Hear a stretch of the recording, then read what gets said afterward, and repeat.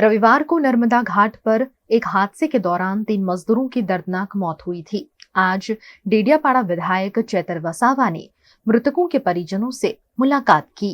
नर्मदा जिले के केवड़िया के पास गौर गांव में बीते दिन दीवार गिरने से हुए दर्दनाक हादसे में 3 मजदूरों की मौत हो गई थी। इस घटना के बाद आज डेडियापाड़ा के विधायक चैतर वसावा, आप पार्टी के नर्मदा जिला अध्यक्ष निरंजन वसावा और स्थानीय नेताओं ने गरुड़ेश्वर सिविल अस्पताल पहुंचकर मृतकों के परिजनों से मुलाकात की। विधायक चैतर वसावा ने अस्पताल में मृतकों के परिजनों से मुलाकात कर उन्हें सांत्वना दी और कहा कि उनके परिवारों को न्याय जरूर मिलेगा।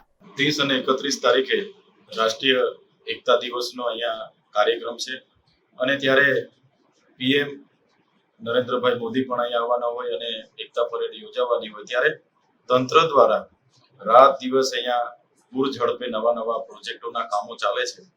ત્યારે ગતરોજ આ વિસ્તારના અંકટેશ્વર ગામના રોહિતભાઈ, શૈલેષભાઈ અને દીપકભાઈના જે લોકો અહીંયા એક એજન્સીને ત્યાં કામ કરતા હતા ત્યારે એજન્સીએ કોઈ પણ જાતની સેફટીના સાધનો વગર એમને એવી જગ્યાએ કામ સોંપ્યું કે ત્યાં ભેકળ ખસી પડવાથી લોકોના દબાઈ જવાથી મૃત્યુ થયું છે।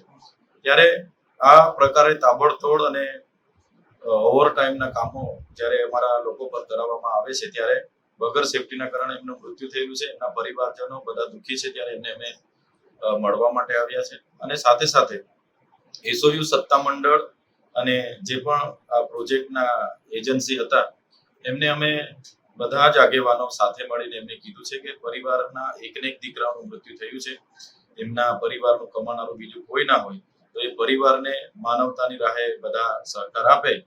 ત્યારે એમણે પણ અમારી વાતને માન્ય રાખી છે, ગ્રાહ્ય રાખી છે।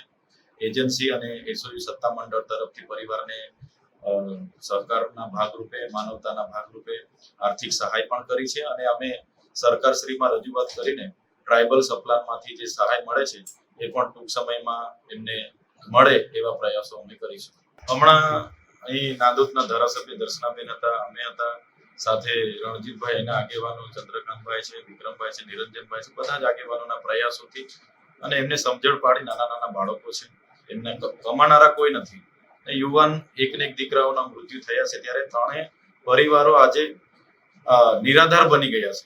ત્યારે અમે બધાએ વિનંતી કરી માનવતાની દ્રષ્ટિએ સહકાર આપો ત્યારે એજન્સીએ એક પરિવારને 50-50 લાખ રૂપિયાની આર્થિક સહાય આપવાની વાત અમારી સામે કરી છે અને સરકારના ધારાધોરણો મુજબ જે કંઈ સહાય આપવાના થશે તે પણ અમે એમને અપાવીશું।